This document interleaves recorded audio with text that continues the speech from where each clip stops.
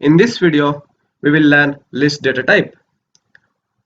A list is a collection of data which is ordered and changeable. In Python, lists are written with square brackets. Okay guys, let's start by creating a list.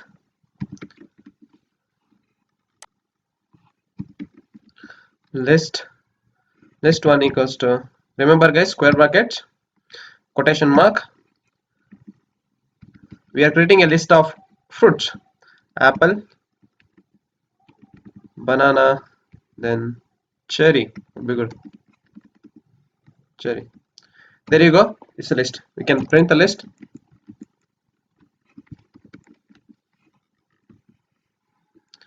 When I run it, there you go. List of fruits: apple, banana, and cherry. Next, we'll look about accessing items. You access the list items by referring to the index number. For example, if I print list of 2, if I run the program, you should be getting cherry. There you go. The next concept would be negative indexing. As you saw in the string, negative indexing means beginning from the end. -1 refers to last item. Suppose now if I want to list the last item, just print list of -1. You can also specify a range of index by specifying where to start and where to end. When specifying a range, the return value will be new list with the specified items. Suppose if I want to return first 2 elements, then this is the method. Print list of 0 to 2. There you go.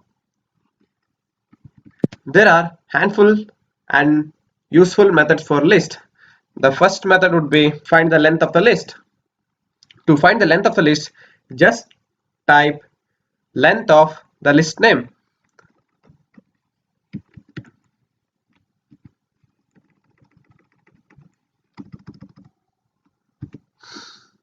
Run the program. No, my bad, this error, line 6 syntax error. What's okay? Parenthesis, not close. Run. Yeah, there you go. 3. How to add an item to a list?